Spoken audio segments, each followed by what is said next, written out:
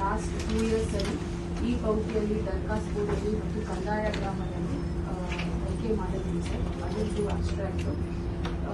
ವಿಶೇಷವಾಗಿ ಕಂದಾಯ ಗ್ರಾಮದ್ದು ನಾವೇನೋ ಒಂದು 1000 ಅಂತ ಹೊಸ ಗ್ರಾಮದ ಅಪ್ಲಿಕೇಶನ್ಗಳನ್ನು ದಾಖಲೆ ರಹಿತ ಪ್ರದೇಶಗಳನ್ನು ಗುರುತು ಮಾಡಿ ಈಗಾಗಲೇ ಎಲ್ಲ ಹಂತಗಳಲ್ಲಿ ಕೂಡ ಕ್ರಮಗಳು ನಡೆಸಿ ಹಕ್ಕುಪತ್ರ ಕೂಡ ಸುಮಾರು 1100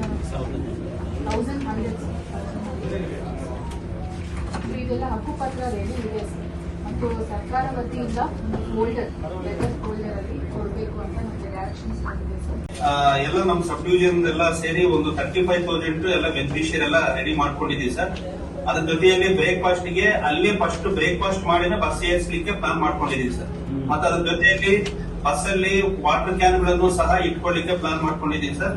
ಮತ್ತೆ ಆ ಬಸ್ಸಿಗೆ ಸೂಪರ್ವೈಸಿಂಗ್ ಮತ್ತು ರೂಟ್ ಆಫೀಸರ್ಸ್ ಮಾಡ್ಕೊಂಡಿದೀವಿ ಸರ್.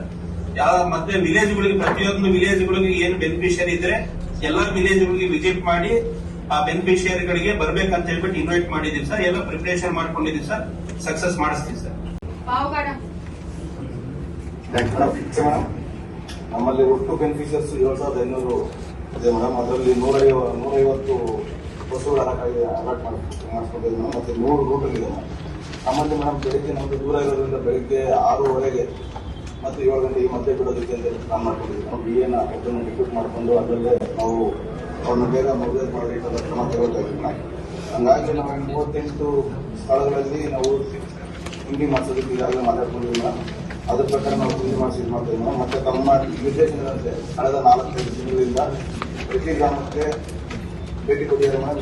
ಇವತ್ತು 2ನೇ ಸಲ ಭೇಟಿ ಮಾಡಿದ್ದಾರೆ ಮೇಡಮ್. ಎಲ್ಲ ಪಾಸಿಟಿವ್ ಬರ್ತೀವಿ ಅಂತ ಸಮಾವೇಶ ಬರ್ತೀವಿ ಅಂತ. ಈಗ ಜನರಲ್ ಆಗಿ ಎಲ್ಲರಿಗೂ ಎಲ್ಲ ತಾಲೂಕಿಗೂ ಕೂಡ ನೀವಲ್ಲಿ ಬಸ್ಗಳಿಗೆ ಹಚ್ಚುವಾಗ ಅಲ್ಲಿ ಬಸ್ಸಲ್ಲಿ ತಿಂಡಿ ಕೊಡಬೇಕು. ಈಗ ನಾವು ಆ ಫ್ಯಾಕ್ಟ್ರಿನ ನಾವು ಡಿಸ್ಕಸ್ ಮಾಡಲಿಲ್ಲ. ಬಟ್ ಬಸ್ಸಲ್ಲಿ ನೀವು ತಿಂಡಿ ಕೊಡಲೇಬೇಕು. ಯಾಕಂದ್ರೆ ಹತ್ತೂರದಿಂದ ಬರ್ತಾರೆ. ಈಗ ಪಾವಗಡದಿಂದ ಇಲ್ಲಿ ಬರೋಷ್ಟೊತ್ತಿಗೆ 11 ಗಂಟೆ ಮೇಲೆ ಆಗುತ್ತೆ. ನೀವು ಅವರು ಹಸ್ಕೊಂಡು ಬಂದಿದ್ರೆ ನೀವು ಅಲ್ಲೇ ತಿಂಡಿ ಕೊಟ್ಟು ಕರ್ಕೊಂಡ್ಬರ್ಬೇಕು. ಇಲ್ಲಿ ನಾವು ಊಟ ಕೊಡೋದು ಬೇರೆ, ಬಸ್ಸಲ್ಲಿ ನೀವು ಕೊಡ್ಲೇಬೇಕಲ್ಲಿ. 6:30 ಪಾವಗಡ ಬಿಡಕ್ಕೆ. ಹೌದೌದು, 6 ಗಂಟೆಗೆ ಬಿಡ್ತಾರೆ. ಎಲ್ಲರೂ ರೆಡಿ ಮಾಡ್ಕೊಂಡಿದ್ದಾರೆ ಸರ್. ಯಾರು ಅಡಿಗೆ ಮಾಡ್ತಾರೆ ಆ ಮಟ್ಟಕ್ಕೆ ಅಲ್ಲಿ ಪ್ಲಾನಿಂಗ್ ಆಗಿದೆ. ಪ್ರತಿ ಬಸ್ಸಿಗೂ ವಾಟರ್ ಬಾಟಲ್ ಬರೋದು ಕೂಡ ಪ್ಲಾನ್ ಮಾಡ್ಕೊಂಡಿದ್ದೀವಿ ಸರ್. ಅದು ಮಧುಗಿರಿ ರಿಪೀಟೆಡ್ ಆಗಿ ಮೀಟಿಂಗ್ಸ್ ಮಾಡ್ತಾ ಇದ್ದೀವಿ. ರಿಪೀಟೆಡ್ ಆಗಿ ನಿಮಗೆಲ್ಲ ಜವಾಬ್ದಾರಿಗಳು ಕೊಡ್ತಾ ಇದ್ದೀವಿ. ಆಮೇಲೆ ಸ್ವಲ್ಪ ಸ್ಟ್ರೈನು ಆಗುತ್ತೆ. ದಯವಿಟ್ಟು ಯಾರು ಕೂಡ ಖಂಡಿತ ಭಾವಿಸದೆ ನೀವೆಲ್ಲರೂ ಕೂಡ ಸಹಕರಿಸಬೇಕು. ಆಮೇಲೆ ಇದನ್ನ ಸಕ್ಸಸ್ ಮಾಡಬೇಕು. ಈ ಕಾರ್ಯಕ್ರಮ ಬೇರೆ ಬೇರೆ ಸ್ಟೇಟಲ್ಲಿ ಬೇರೆ ಬೇರೆ ಕಡೆ ಮಾಡಿದ್ದಾರೆ, ಇಲ್ಲ ಅಂತಲ್ಲ.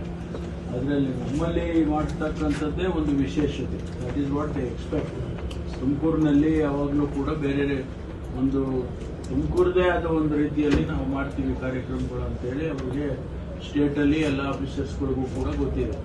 ಅದೇ ಪ್ರಕಾರ ನೀವೆಲ್ಲರೂ ಕೂಡ ಜವಾಬ್ದಾರಿ ತಗೊಂಡು ಮಾಡಿ ಇದು ತುಮಕೂರು ಮಾಡೆಲ್ ಆಗಬೇಕು. ಯಾಕೆಂದರೆ ಈ ರೀತಿ ಸಿಸ್ಟಮ್ಯಾಟಿಕ್ ಆಗಿ ನಾವು ಪ್ರತಿಯೊಂದು ಪಂಚಾಯಿತಿಯಲ್ಲಿ ಕೂಡ ಆಫೀಸರ್ಸ್ಗಳನ್ನ ಹಾಕಿ ಪ್ರತಿಯೊಂದು ಇದನ್ನು ಮಾನಿಟರ್ ಮಾಡಿ ಆಮೇಲೆ ಇಲ್ಲಿಗೆ ಬಂದಾಗ ಒಂದು ಎನ್ಕ್ಲೋಜರ್ ಮಾಡಿ ಅಲ್ಲಿ ಅವರಿಗೆ ಬೆನಿಫಿಟ್ಸ್ ಕೊಡೋದು, ಈ ಥರದ್ದೆಲ್ಲ ವ್ಯವಸ್ಥಿತವಾಗಿ ಆಗಿರೋದು ಎಲ್ಲೂ ನಾನಂತೂ ನೋಡಿಲ್ಲ. ಇಲ್ಲೂ ನಾವು ಬೇರೆ ಬೇರೆ ಕಾರ್ಯಕ್ರಮಗಳು ಬೇರೆ ಜಿಲ್ಲೆನಲ್ಲೆಲ್ಲ ಇದೇ ಥರ ಮಾಡಿದ್ದಾರೆ. ಆದರೆ ಇಷ್ಟೊಂದು ವ್ಯವಸ್ಥಿತವಾಗಿ ಎಲ್ಲೂ ಕೂಡ ಆಗಿಲ್ಲ. So it should become a Tumakuru model. ಯಾಕೆಂದರೆ ನಾವು ದಸರಾ ಮಾಡಿದಾಗಲಿ ಅಥವಾ CM ಪ್ರೋಗ್ರಾಮ್ ಅರ್ಲಿಯರ್ ಡೇಸಲ್ಲಿ ಮಾಡಿದಾಗಲಿ it has become Tumakuru model. CM ಅವರು ಅಕ್ನಾಲೆಡ್ಜ್ ಮಾಡಿ ಅದನ್ನು ಕ್ಯಾಬಿನೆಟ್ನಲ್ಲೇನೆ ತುಮಕೂರು ಮಾಡೆಲ್ ಅಂತ ಅವ್ರ ಬಾಯಿನಲ್ಲೇ ಬಂತು. ಅವರೇ ಹೇಳಿದ್ರು, ಚೀಫ್ ಸೆಕ್ರೆಟರಿ ಅವ್ರಿಗೆ ಹೇಳಿ ಎಲ್ಲ ಡಿಸ್ಟ್ರಿಕ್ಟ್ಗೂ ಇದನ್ನು ತುಮಕೂರು ಮಾಡೆಲ್ ಅಂತ ಹೇಳಿ ಅಂತ ಹೇಳಿ ಅವರು ಚೀಫ್ ಸೆಕ್ರೆಟರಿ ಅವರು ಕೂಡ ಇನ್ಸ್ಟ್ರಕ್ಷನ್ಸ್ ಕೊಟ್ಟಿದ್ರು. ಆ ಥರ ಇರೋದ್ರಿಂದ let us all together work sincerely and make it a successful program. Okay? Any questions? ಯಾರಿಗಾದ್ರೆ ಏನಾದ್ರು ಡೌಟ್ಸ್ ಇದ್ರೆ ಹೇಳ್ಬಿಡಿ.